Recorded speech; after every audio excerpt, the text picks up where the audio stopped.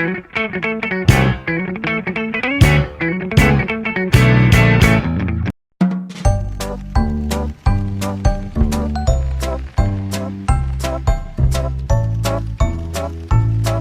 guys, welcome back to my channel. Jadi di video kali ini aku akan membuat penjelasan materi tentang elektronik kesehatan atau e-health dan sistem informasi kesehatan masyarakat atau public health informatics. Langsung aja kita ke penjelasannya.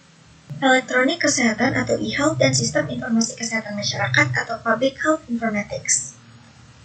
Yang pertama, e-health. E-health atau electronic health merupakan pemanfaatan teknologi informasi dan komunikasi dalam bidang kesehatan untuk meningkatkan layanan medis, aksesibilitas pasien, serta efisiensi manajemen informasi kesehatan. E-health mencakup berbagai sistem digital seperti rekam medis elektronik, telemedicine, SIM-RS, aplikasi kesehatan, serta sistem manajemen rumah sakit yang berbasis cloud. Menurut World Health Organization atau WHO, e-health mencakup semua bentuk teknologi digital yang digunakan untuk mendukung sistem layanan kesehatan, termasuk infrastruktur data kesehatan, sistem manajemen pasien, serta aplikasi berbasis kecerdasan buatan atau AI untuk diagnosa dan analisis kesehatan. Tujuan dari e-health sendiri yaitu yang pertama meningkatkan aksesibilitas layanan kesehatan, yang kedua meningkatkan kualitas pelayanan kesehatan melalui pemanfaatan teknologi informasi dan komunikasi, dan yang ketiga meningkatkan keamanan dan akurasi data medis, yang keempat mendukung pengambilan keputusan berbasis data, yang kelima mendorong partisipasi pasien dalam manajemen kesehatan. Aplikasi kesehatan memungkinkan pasien memantau kondisi mereka sendiri, seperti kadar gula darah, tekanan darah, serta pola tidur. Sistem Informasi Kesehatan Masyarakat. Sistem Informasi Kesehatan Masyarakat atau disingkat SIKM merupakan bagian dari sistem informasi kesehatan yang berfokus pada pengumpulan, pengelolaan, analisis, serta penyebaran data dan informasi kesehatan untuk mendukung pengambilan keputusan dalam pelayanan kesehatan masyarakat. SIKM mencakup berbagai sumber data seperti data penyakit, surveillance kesehatan, imunisasi, status gizi, angka kematian, pelayanan ibu dan anak, serta faktor risiko kesehatan lainnya. Sistem ini berperan dalam mendukung kebijakan dan perencanaan program kesehatan berbasis data yang akurat dan terkini. Tujuan dari SIKM yaitu yang pertama menyediakan data yang akurat dan real time. Yang kedua mendukung pengambilan keputusan berbasis data.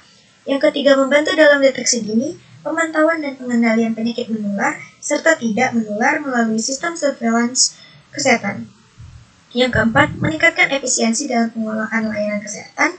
Yang kelima, mendukung perencanaan dan evaluasi program kesehatan seperti program imunisasi, penurunan angka kematian ibu dan bayi, peningkatan gizi, serta program kesehatan lainnya. Yang keenam, meningkatkan aksesibilitas dan transparansi data kesehatan. Komponen Sistem Informasi Kesehatan Masyarakat. Yang pertama, sumber data kesehatan. Komponen ini mencakup berbagai jenis data yang dikumpulkan dari berbagai fasilitas kesehatan dan sumber lainnya, seperti data pasien di rumah sakit dan puskesmas. Ini mencakup data demografi penduduk dan data rekam medis pasien. Dan data surveillance epidemiologi, yang mencakup data penyebaran penyakit menular dan tidak menular, data surveillance kejadian luar biasa atau KLB dan wabah. Yang ketiga, data cakupan imunisasi dan program kesehatan lainnya. Dan yang keempat, data faktor risiko kesehatan lingkungan. Komponen yang kedua yaitu infrastruktur dan teknologi.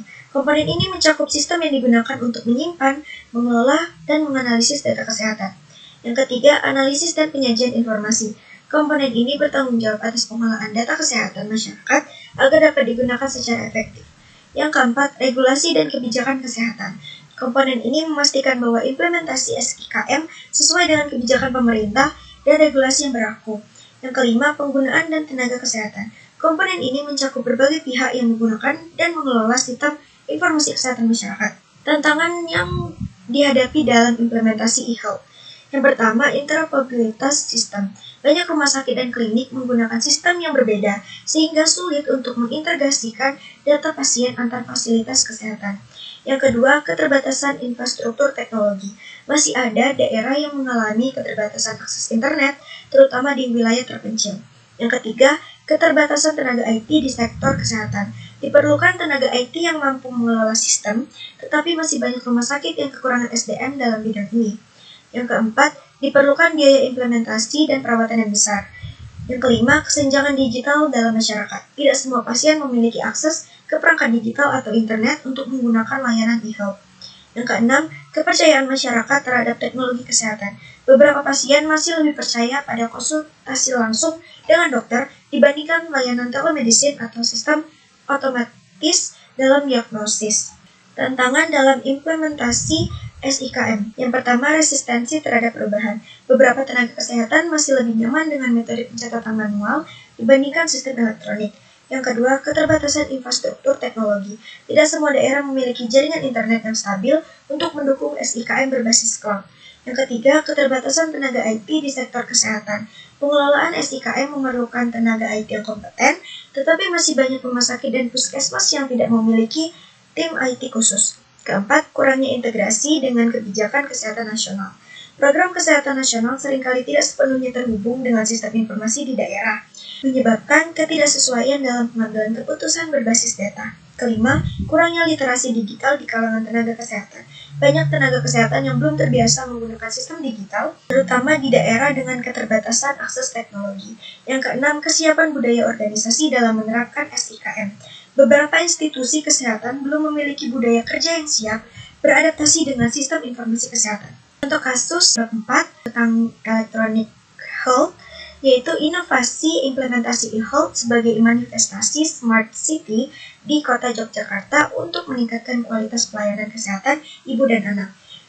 Tingginya tuntutan publik akan peningkatan kualitas pelayanan kesehatan ibu dan anak menjadi dasar bagi pemerintah kota Yogyakarta untuk melakukan peningkatan kualitas dan efisiensi pelayanan. Salah satunya dengan penerapan Smart City di bidang kesehatan dengan fokus pengembangan e-health.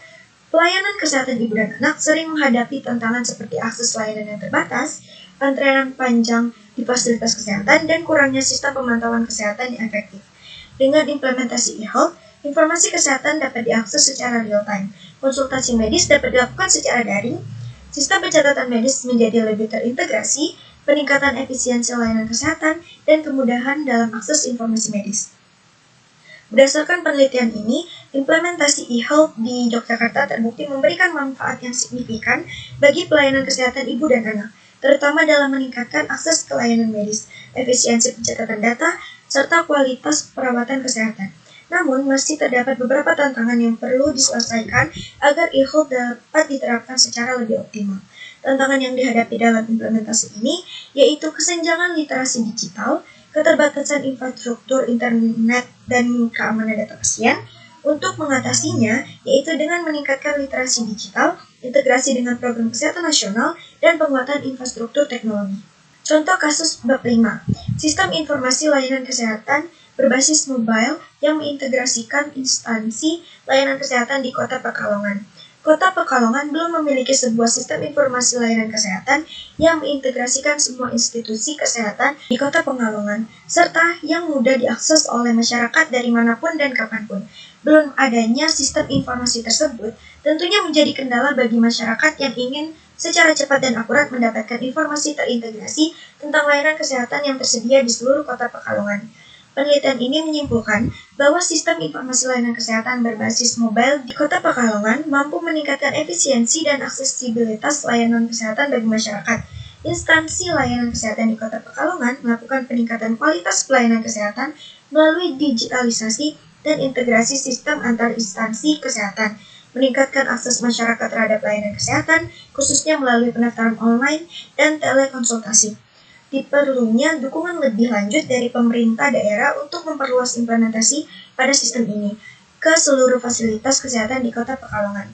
Tantangan yang dihadapi dalam implementasi ini yaitu kurangnya literasi digital, keterbatasan infrastruktur internet, dan keamanan data pasien. Untuk mengatasinya yaitu dengan mengadakan sosialisasi dan pelatihan bagi masyarakat mengenai cara menggunakan aplikasi kesehatan, menyediakan perangkat teknologi yang kompatibel di semua vaskes, dan melakukan pengembangan dan pemeliharaan sistem secara berkelanjutan.